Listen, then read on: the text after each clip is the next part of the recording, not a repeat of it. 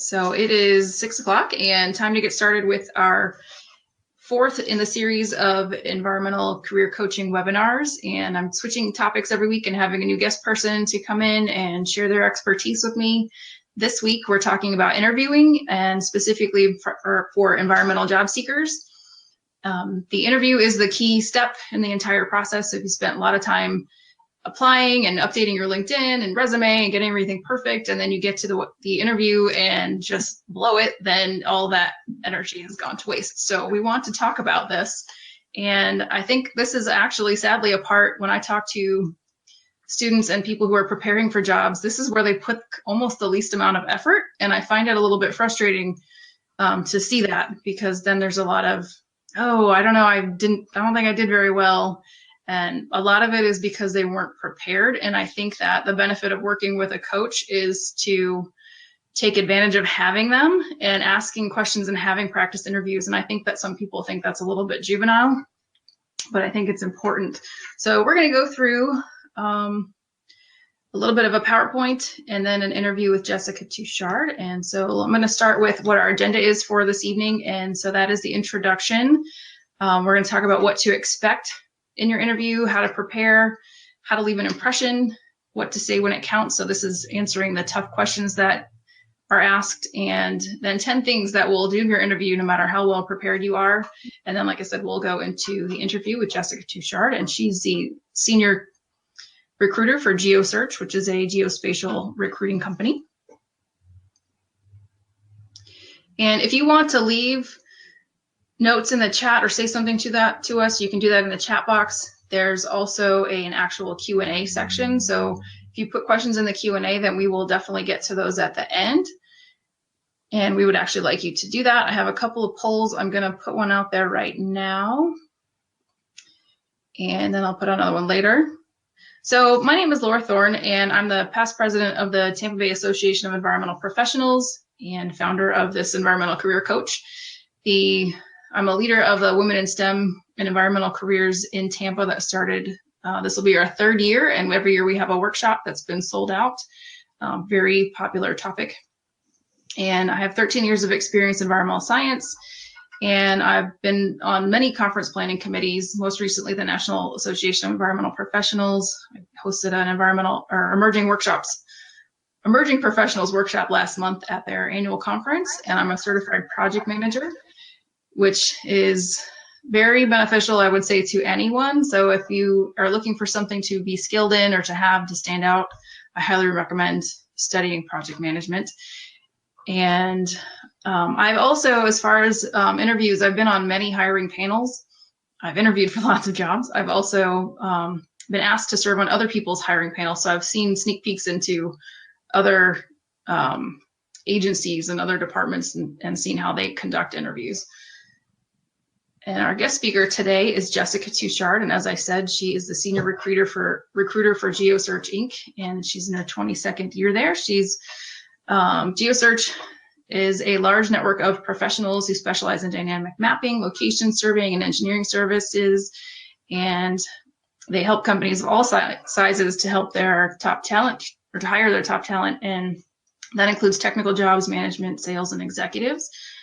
So not a whole lot of entry-level jobs, but they do have some and some insight into that. So we're going to pick Jessica's brain a little bit about recruiters and what they do. And at this point, Jessica and I are going to turn off our cameras so that we don't look at ourselves while I'm talking and that we can focus on the PowerPoint. Again, if you have, hang on one second while I turn off the camera. If you have questions, please enter them into the Q&A so we can get to those at the end. So a couple of things to expect between applying for the interview and getting the interview. As a career coach, one of the things that I do is help the clients to keep a log of their application, so a tracking sheet of some kind. We usually use a spreadsheet, but one way or another, you should be keeping track of your application. So when you're applying and interviewing for jobs, this is your job. So you should treat it as a job and have time set aside to do the applying, to updating your resume, to connecting with people on LinkedIn and going and doing networking. So one of the things that you should be doing is checking where you've applied and if you've heard anything back. I know that even for myself and for other people, a lot of times you apply to several jobs and it does not take very long to forget what you've actually applied to and who the company was. So a lot of times you don't even know who's responded to you and who hasn't. So if you're not doing this yet, please start doing it. And then expect to not hear anything. The culture in America is very, in my opinion, rude as far as that goes. It's very common not to hear anything back, even with seemingly sophisticated software companies are using to have in their hiring practice. You will apply, you'll have this great system, they have a database, it appears like, and then you won't hear anything. If possible, while you're applying, take note of where it says who to contact and keep that in your tracking log so that if you don't hear anything back, that within a week or two, you can follow up. So that's the third point, is follow up. It's not being harassing, it's not being annoying to the company. If you call them 3 days in a row, maybe it is, but you want to follow up and just say, hey, I know you're busy, but when can I expect to hear back from you? You don't have to say, it's been a week, I haven't heard from you. But you can just say, and then also you can say, I just want to make sure you received my application, because in this cases, when you have not heard back, it's very possible that they didn't even get it. Or are you waiting for anything else to be submitted? So sometimes you might apply for something and maybe there's some other form or something that doesn't actually get you through the gate. So just make it a practice to keep track and then follow up. I mean, especially at a job that you really wanted. Don't just think that because you didn't hear anything means you weren't selected. Make it easy for them to get in touch with you. So on your resume, when you've applied, hopefully you've got your LinkedIn at the top of the resume, you've got a clear email address, not something like jpik14@hotmail. It should be something with your name and a Gmail, something clear, something that's quasi-professional. And be aware that you've applied for jobs. And if you're in the practice of not answering phone calls where you don't recognize the phone number, like I am, you may want to change that for the time being while you're applying. My whole motto is don't miss an opportunity. And if you don't answer the phone, that gives them the opportunity to call someone else first. Typically, if they are putting people into interviews, they're going to try to call you another time. But you just don't want to put yourself in the position where maybe they don't. Maybe they're going to pick the top 3 people, the first 3 people they get scheduled. So try to answer the phone. But as Jessica mentioned to me in one of our conversations, don't answer the phone if you're in the grocery store with screaming kids. But if they leave you a message, call them back as soon as possible. And if they offer you a date and time, if there's any way that you can make it, so if you already have a coffee or a lunch scheduled with your best friend, reschedule the best friend before you reschedule the interview. Again, they want to know that you're eager for the job. And if they have the opportunity to get somebody else first or somebody else that comes across more excited about it, that is something that they'll notice. So just keep those things in mind while you are in the application process. And then the types of interviews that you might have, some of these are obvious, some less obvious. The recruiter call, and this is where Jessica can talk a little bit more about how this happens when we get to interviewing her, but a recruiter may call you, so they're not the actual person who's hiring for the job, but they're the kind of the go-between person who's going to schedule you for the job. And you should be just as professional and courteous to this person and eager to take the call and the interview as possible. They may schedule you for a phone interview. In my opinion, the phone interviews are just as intimidating, if not worse, than an in-person. You don't have the opportunity to read people's faces. You don't have the ability to see if they understood what you said. So in a phone call, you should be just as prepared as you would be in any other type of interview, dressed, clean, smiling. People can hear you smile over the phone. Courteous, and ask questions. If you answer something and you don't really hear like the right away response, a lot of times on the phone, you want to answer the question and then say, does that make sense? Or did I answer your question? Because like you said, you can't see them on the other side. So You want to be very clear that what you said on a phone call was understood and that you understood them. Don't be afraid to ask them to repeat the question too if you didn't hear it right. Try to be someplace where it is quiet and there's no distractions so you can hear and they can hear you. And then above that, they might have, like in this picture, the conference call or a virtual meeting. So they may be having, so a conference call would be you still just a phone, but with multiple people on the other end. And that's even more important to be able to hear, because on the conference call end, they have one speaker on the table and many people trying to hear you. So I would often ask, or at least upfront ask, if they can hear you clearly. Do you need to speak louder? And again, ask those questions about whether you're being understood or not. And then in the virtual meeting, notice the guy in the picture, he's dressed for an interview just like he'd be in person. There's no distractions behind him. He's got his pen and paper there in front of him. So prepare for a virtual meeting just like you would in person. You don't want to look like you just rolled out of bed, and you don't want to have your screaming kids and barking dogs in the background.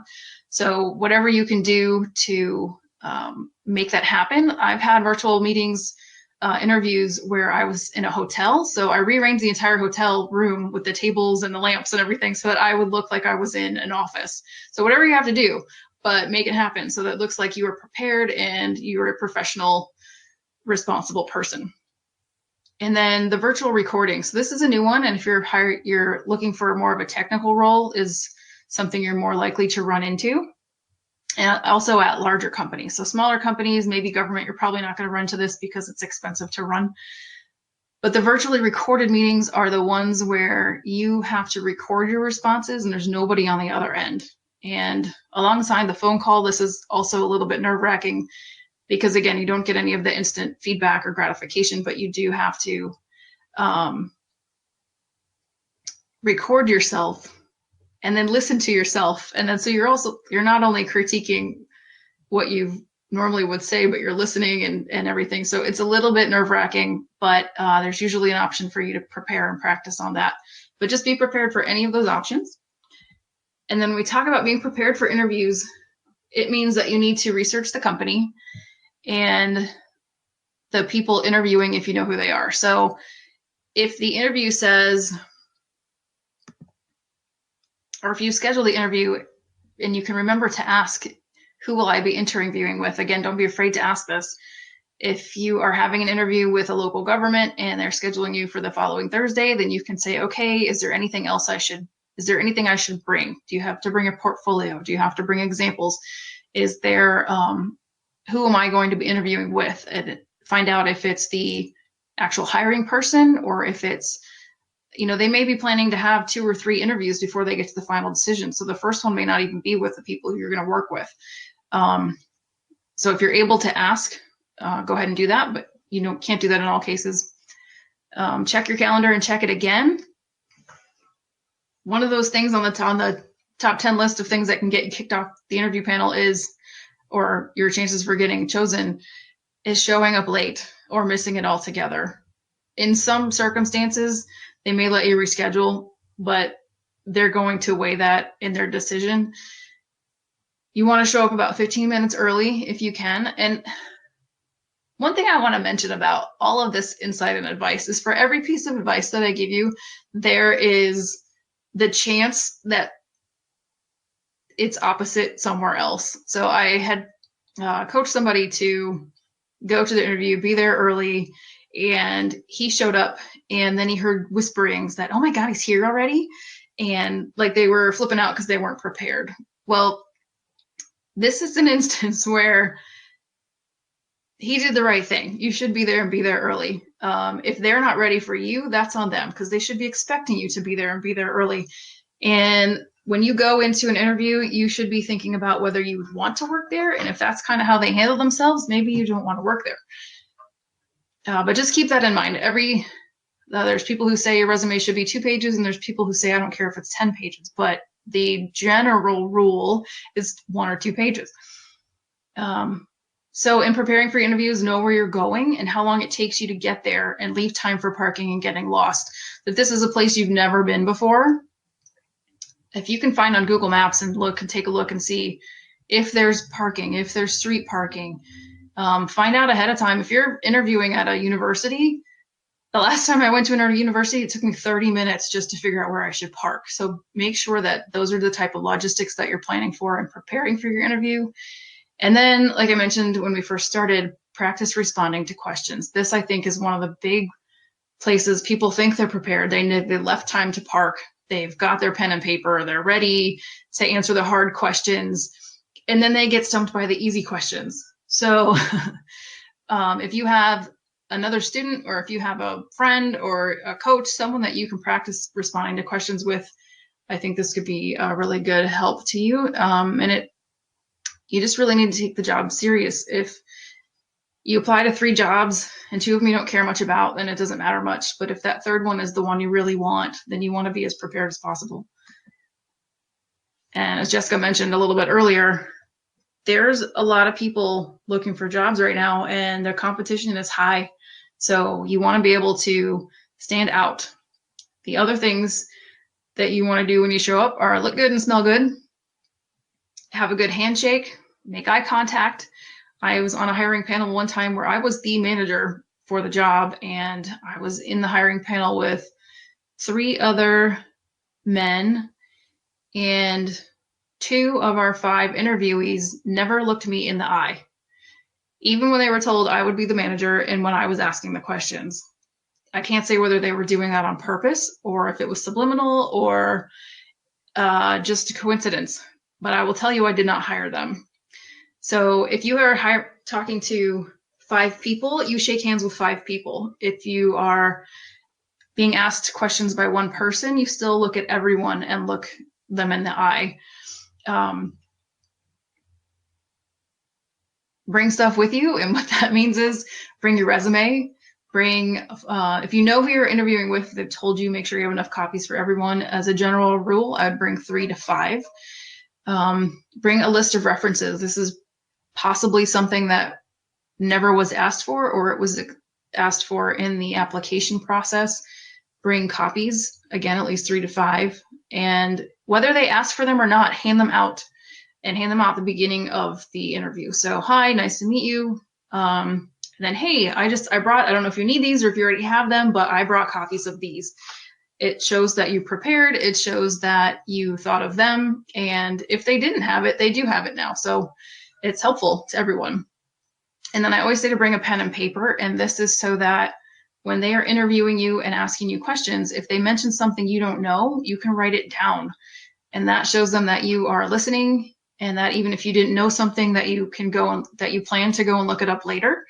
And it kind of shows them a little insight into how you might be on the job, which means if you counter something that you didn't know, you might be inclined to go and look it up and figure it out. So people who show up without anything to write on, I think, again, this is about, I'm interviewing 5 people and I want to have one who stands out in my mind. The one who brought the pen and paper and is prepared is going to stand out more than somebody who came and wasn't prepared. And depending again on the type of job, if it's a field position, you're probably not likely going to bring a portfolio.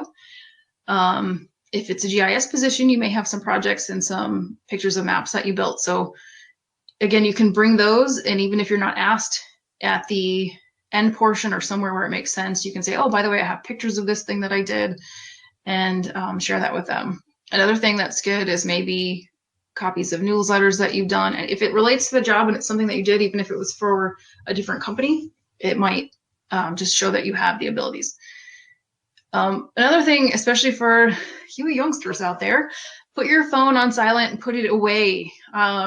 If you show up and put your phone down on the table, and there's a really hilarious webinar, or a YouTube video out there right now of a so-called millennial and her interview, and she's on her phone the whole time, and it's funny because it's true. So put your phone down and put it away. Again, if you are normally a person who takes notes on your phone, in this particular instance, write the notes down on paper instead.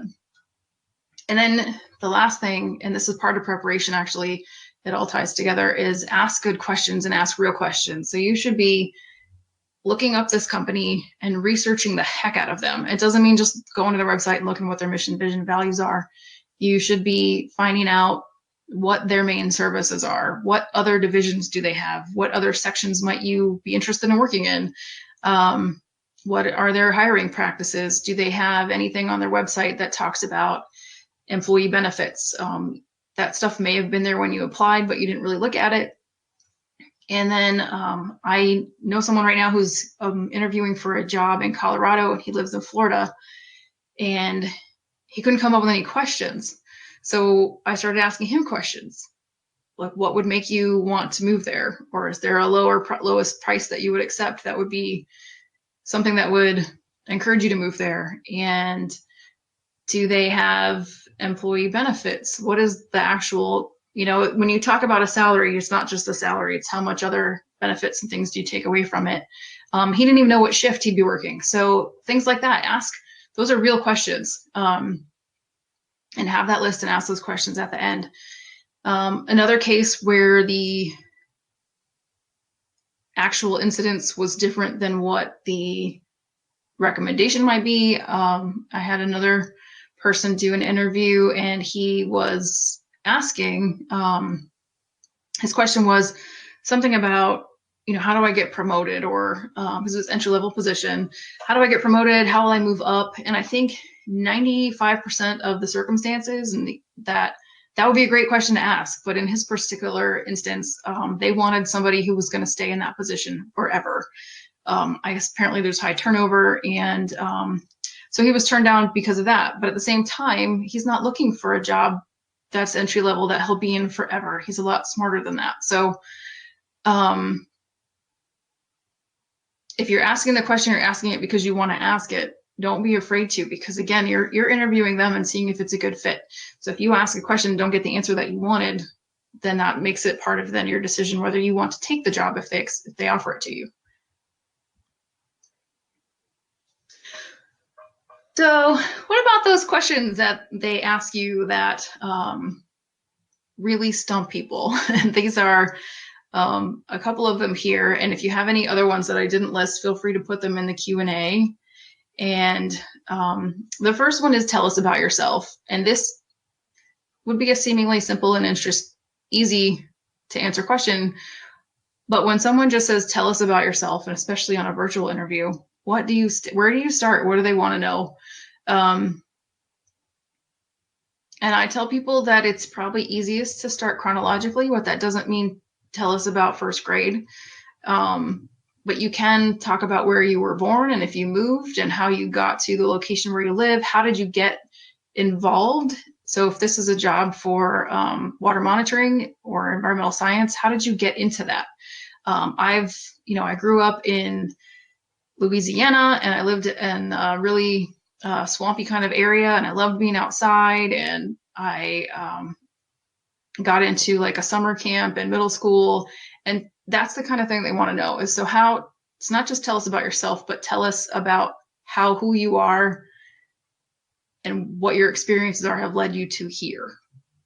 Some other people have said, I'm from another country, and what should I, they think maybe that might be something that would be held against them. But talk about how being from another country, address the elephant in the room and put that out there, and tell them how growing up in that country affected who you are now. And, maybe some obstacles or challenges that you overcame to get where you are. And then, and how this job is going to be a part of your passion and how you plan to do things to help the company. So that's another thing, if you can fit it in there, is not what the company is going to do for you, but what you want to do to help them meet their mission. So when you're looking at the website, what can you do to benefit them? What are you good at? And then, so the other question is, what has been your biggest challenge and how did you solve it? So what they want to know with this question is, when you run into a problem on our time, what are you going to do? And sometimes they're kind of looking for, did you follow protocol? And sometimes they're looking for, did you do something creatively? They also want to know that you can recognize what a challenge is. I've been in an interview where the answer was, I changed a flat tire. And in most cases in a big people world and on the job, changing a tire is not that big of a challenge. And if you think something that small is a challenge, you're going to think everything every day is a challenge. So this might be difficult to answer, especially if you haven't really had many jobs before. But think about something that happened to you at work, and then you had to do something without your boss to fix it, or that you went to, if you were working in a restaurant and somebody left without paying their bill, or somebody, a coworker did something unethical, what did you do? And a lot of times they want to see that you followed whatever the procedures were. Another thing is, tell us about a time when something went wrong and how you fixed it. Kind of a similar question. And then also along with this, a lot of times they'll ask something about, tell us about a coworker that you didn't get along with and how did you overcome that? That's a really popular, difficult to answer question. And again, they're looking for problem solving skills. They don't want to say you duked it out in the break room. They want to know that you approached it as a human being. So talk about that. So what you want to do is state what the problem was, how you addressed it, and then what the resolution was. So I had an argument with another coworker, and I decided it was better to just ask him about it. And so we talked, and then, we decided that we would work together on a specific project, and then things were better. And then, what is your biggest weakness? This is a great opportunity to turn a weakness into a strength. So if you are a person who procrastinates, you can say, my biggest weakness is I wait to the last minute to do things. It's not because I don't want to do them. It's because I'm interested in a lot of other things. But then you tell them how you recognize that it's a problem and how you work around it. So you want to talk about, I'm a procrastinator, but I know that, so I use my calendar heavily. I use reminders. I make sure that I put a time aside to work on something. And actually, it turns out I'm actually pretty good at getting things done if I do all these things. And so that, again, tells them that once you're on the job, if you are running into that weakness or some other problem, that you'll be able to overcome it and that you have problem solving skills. Oh, Daniel, I see you just asked that same question. Have you ever had a disagreement with a coworker, and how did you handle it? So again, they kind of want to know if what they're getting at is, did you follow whatever conflict resolution protocol might have been at the job? And what I've experienced working with coworkers and being a manager and a supervisor is that there are people who will work it out, and there are people who continually go to their boss and waste their time with nitpicky problems. So they want to know what kind of person you are. And if you're the kind of person who says, I had a problem with a staff person, so I went and told the boss, what they want to see is that you tried to handle it yourself first. So again, there's certain, there's not a hard and fast rule for every single thing. Especially when it comes to disagreements with coworkers. But in most circumstances, the best thing to do is try to work it out between each other before you go running to the bosses and kind of tattletaling.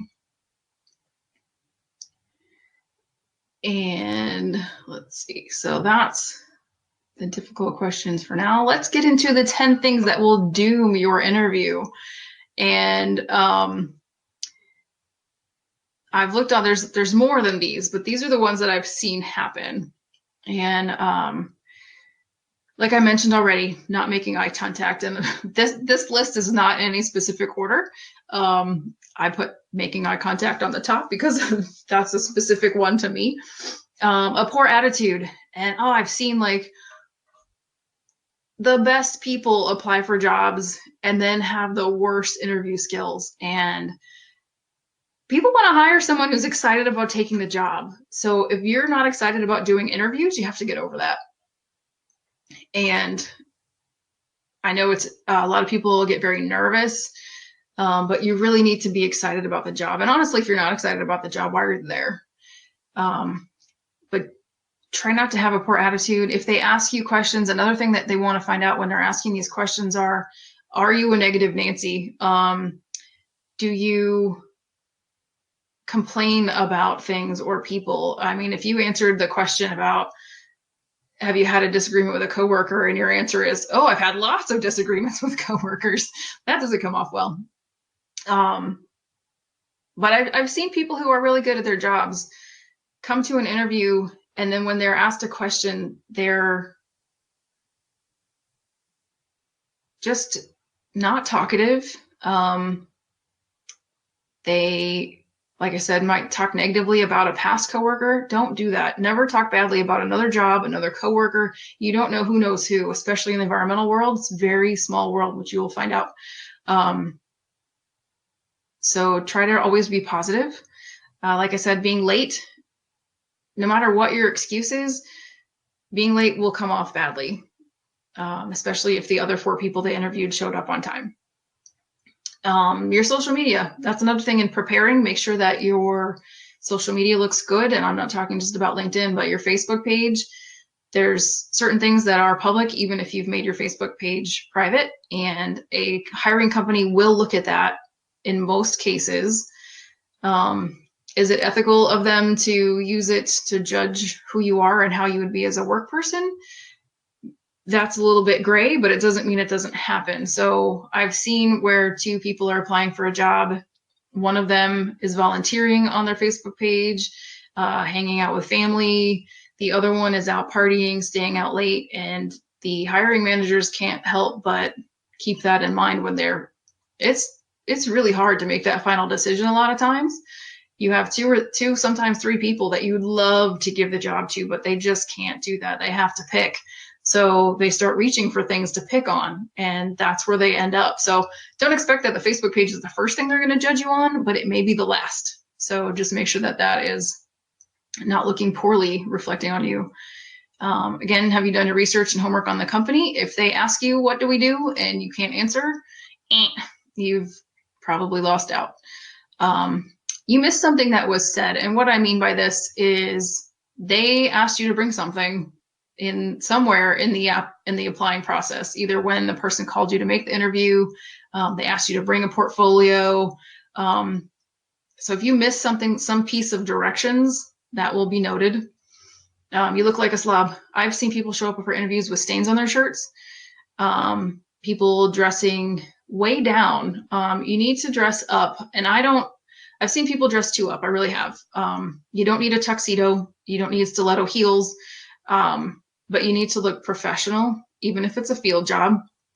Field people do give presentations. They do go to public meetings, and that you need to show that you can dress for the occasion. And then talking too much or too little. If you're talking too much, you're not listening to the questions that they're asking you. And if you're talking too little, again, you're back to that poor attitude and seeming like you're not interested in the job. And then arrogance. I've seen people who think they are the cat's pajamas, and then they come across on the job as if you don't hire me, then you're stupid. And that's just really not appreciated. You don't have the job till you have the job. And then the last thing is you're just not the right fit. Like I've alluded to a couple of times, you're there interviewing them as well. And so if the company hiring practice doesn't seem right, I've had people go to interviews and, like I said, they're not prepared. They interview in the back corner office and not like an actual conference room, or if they are themselves not acting professional.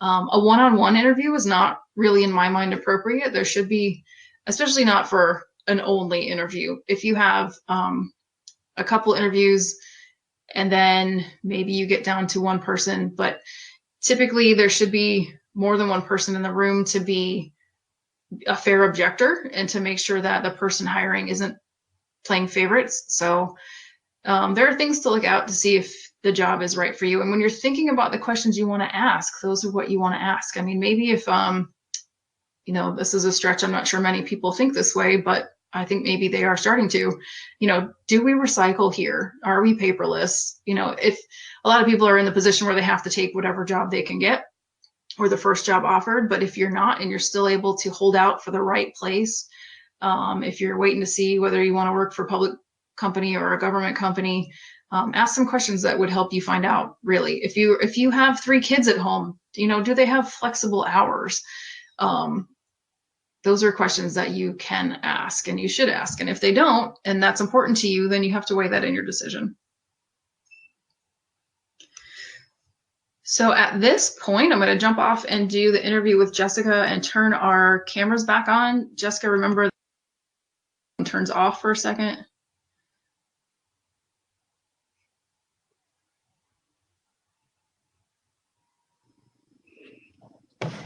Hi, can you hear me? You were going in and out there for a little bit, so hopefully it's not me. Oh, there. Now I see you and hear you.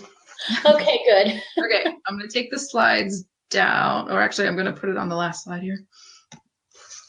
Okay, so at this point I'm going to ask Jessica some questions to get her opinions from the recruiting side. And we want to start off with thanks for coming and being here and answering these questions.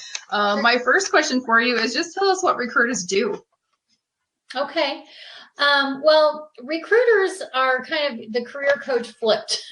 So we're working with companies to help them fill positions. And so companies are usually the people who are paying recruiters to help them locate talent. They're doing that for a few reasons. Usually it's either to find somebody who's really just a round peg in a round hole, a very specialized individual, or a very senior level individual.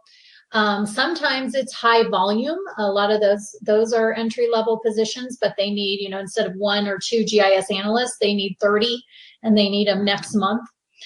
So they may contact a recruiting agency for something like that. Or confidentiality sometimes is a thing. We'll get companies that hire us to replace someone who may not be doing the best job, but they're not ready to vacate that position because it's important to their company. So there's a few reasons. And then sometimes it's just speed. They need somebody tomorrow. They don't have time to work on it. They don't have time to, jostle through resumes and everything. And so sometimes it's just a matter of we need help, logistically getting this done. So as a recruiter, I work with companies of all different sizes, and I work with job seekers of all different seniority levels. And it's always free to the job seeker. If you run into a recruiting firm where it's not free to the job seeker, that's usually a red flag actually within that. Okay, so why is that? Are they not legitimate, or? Probably not. There's somebody that's representing themselves as a career coach, as you are, or a career counselor, which is typically paid by a job seeker. If they're recruiters and they're asking for a fee, or they're going to take the fee out of your salary once you're hired or something like that, that's usually not a legitimate operation. Okay, that's good to know. How do the companies hire you? Like, are you on a contract with them?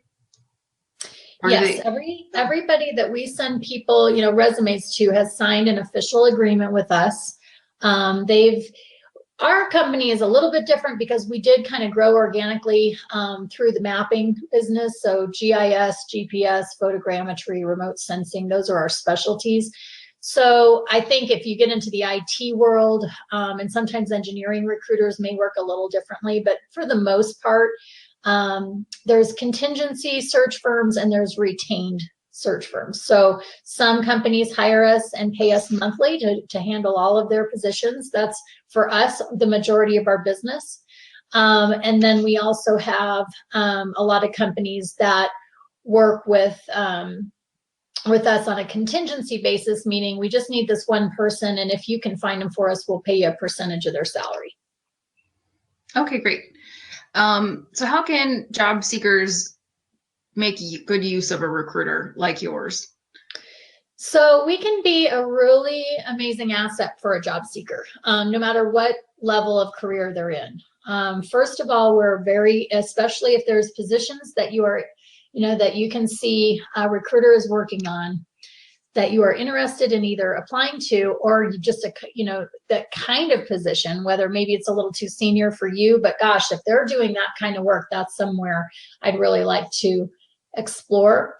You can often call any recruiting company and they're going to talk with you about your resume, often give you feedback on that, talk with you about what you're looking for in terms of location preferences and job categories and salary level, kind of the basic qualifications, and keep you on what they call a hot list. We call it a hot list, basically people who are actively in the market who would like to hear about things that are a good fit for them. We have an active hot list, like where we're for people who have called in, and then we also at GeoSearch we have a database where you can register as a job seeker. We always encourage people to do both, but they register there and then they're on an email list. Every time we post something, they get an alert if it's in their state or if it's in their job category or whatever. They get an alert and it'll say these are new today. Okay, great.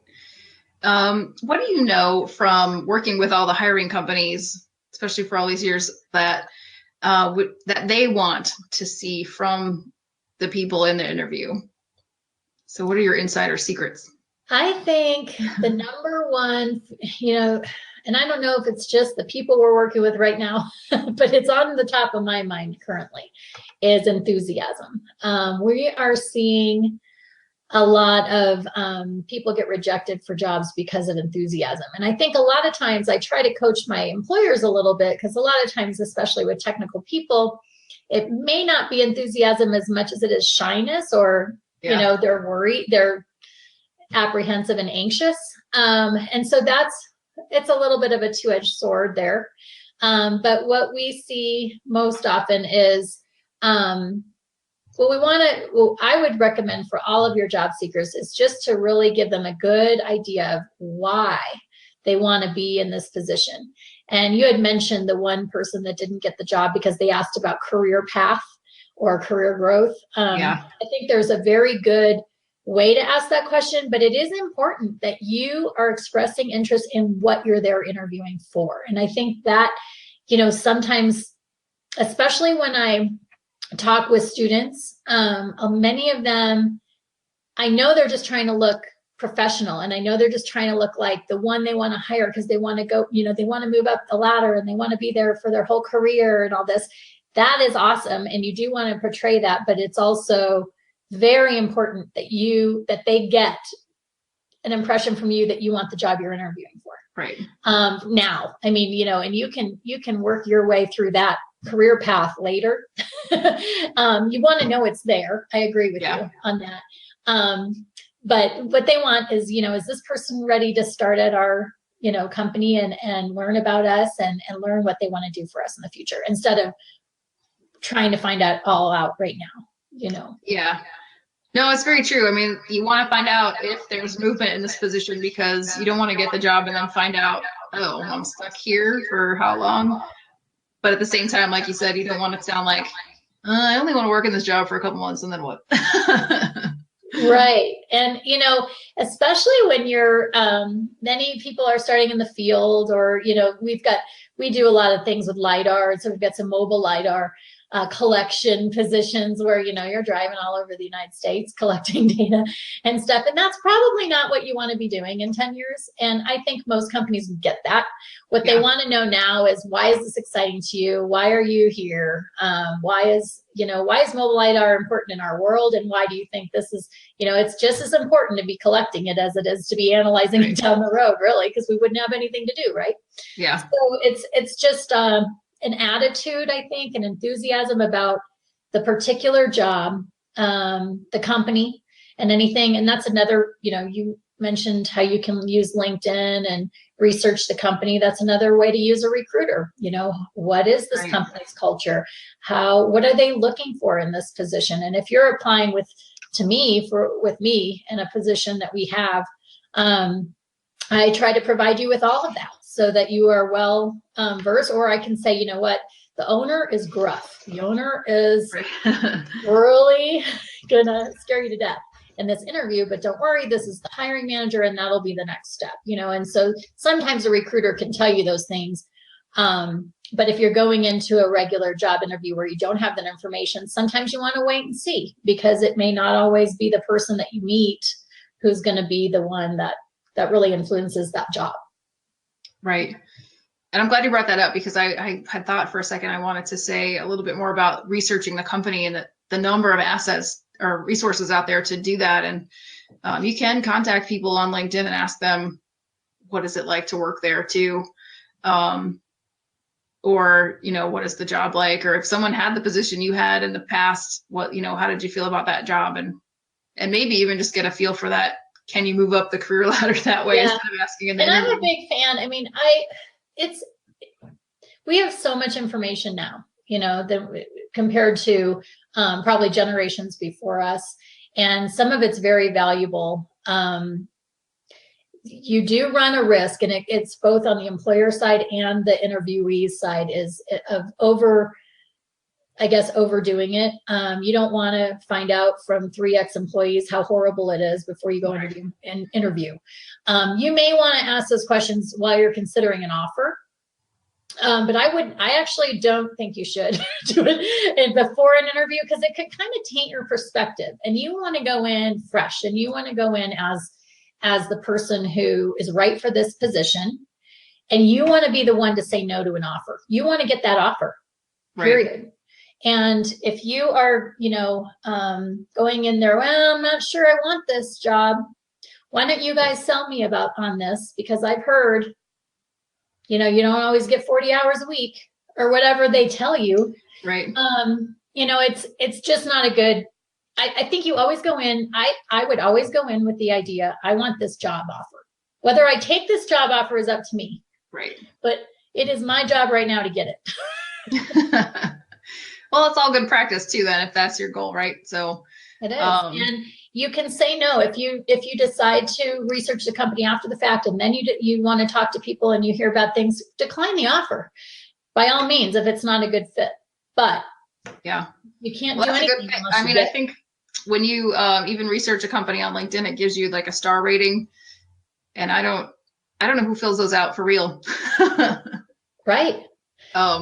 And it's the same thing I say to employers. I always warn them about looking on Facebook profiles and looking on all that and making a prejudgment about somebody. We all know as job seekers to make sure those are cleaned up, but I still don't like employers doing that either, because it's not a full picture of what you're getting. Okay, thank you. And then just one last thing about those tough questions. You mentioned that another one that you had. Did you have anything to add about? You had, why should I hire you? Yeah, I had I have that question come up a lot. Why should I hire you? We're interviewing 5. So what sets you apart? I would be prepared for that question. It can be, most of the time, it should be about your technical ability, your attitude, your drive, your work ethic, something related to that particular position. I've always wanted to work here. This is a great company, those kinds of things. But if they haven't asked you about how you get along with coworkers, I get along with coworkers great. That's a great reason that they should hire you instead of someone else. Or, but that can throw a lot of people off guard. So I would just have why do you want the position and why should they want you prepared? Okay, that's a good point. So we have a question from Daniel. It says he's having a second interview with a small consulting company after what he would consider a good first phone call. The second interview is over dinner with the owner and her team. The worst. It's an awesome opportunity. Is there any etiquette to keep in mind for this type of interview? What do you think, Jessica? Spaghetti. Yeah. Well, I think always have to do lunch interviews. I think they're hard, but it is a casual. I think that's it's an ideal place to be conversational. Yeah, I would say be yourself. Dress nicely, especially good business attire at least. And then just follow all the things, like keep your phone away. elbows off the table, that sort of thing. I think that if you're invited to this type of interview, that's probably a good sign. It's kind of like being in the inner circle, the trusted team. But this is, they're gonna be looking at you, but I would take it casually, but also like I wouldn't expect to get these same type of interview questions at that. Probably the other people will be asking you questions about your experience and what do you want to do, and I would have some of that solidly, just kind of picture what it would be like to have dinner with strangers and what kind of questions they might ask you. So yeah, and I would have a few questions in your pocket, because it'll probably, if it's a whole team, it's likely going to go pretty well in terms of conversation, and you're going to learn a lot about the dynamics within their organization, which is really good. But it's also long. yeah. You know, dinners are never as long as when you're with strangers, or lunches. There's pitfalls like drinking too at dinners and things. So you can kind of, and it's not that you can't have anything, you know, if they're off, if everybody's having a beer and you want a beer, have a beer, just make sure you're sipping slow, because you have to be on your best game. Right. So that's it's probably the best advice you can get right there. Yeah. Try not to be the first person to order. So what everybody else does first. If everyone else orders the cordon bleu, you get the cordon bleu. Yeah. Yeah. I would expect them to pay for your food, but don't yeah, like it probably will though. Yeah, expect it internally. Don't vocalize it. If they don't, they don't. But if they do, just thank them for it. Don't try to say, "Oh, I'll do it myself," or "It's not necessary." Any of those things. It's normal for that to happen. But I would say a dinner with the team is a really good thing. So best of luck. Yeah. That's awesome. But yeah, I think have questions though for them. So if there's moments of silence, or just, you'll end up talking probably to whoever's sitting next to you most. I'm assuming they're not going to interview everyone the whole time. So be prepared to just have nice, friendly conversation with whoever's sitting next to you, and maybe consider it a little bit networking as well. Well, and consulting is a lot about relationships, and that's what they're looking for here. They're looking for conversation ability, how comfortable you are in that environment, how much you take in, how much you learn. Right. If there's any other questions, you can put them in now, and then I'm gonna make the slides available as a handout, so you can grab that. And if there's not any other questions, Jessica, do you have anything else to add? I don't think so. I think you did a great job, and wish everyone luck on their interviews. Yeah, definitely. And the contact information for us is up here. If you have any questions, especially if you're looking for a GIS job or anything else spatial, you should definitely be hooked up with GeoSearch. Maybe something I wish I did a long time ago. But we're connected now. And outside of that, there's other resources on the website. You can always contact us, and do connect on LinkedIn. That's what we're here for. And best of luck, and let us know how it goes, Daniel. Bye.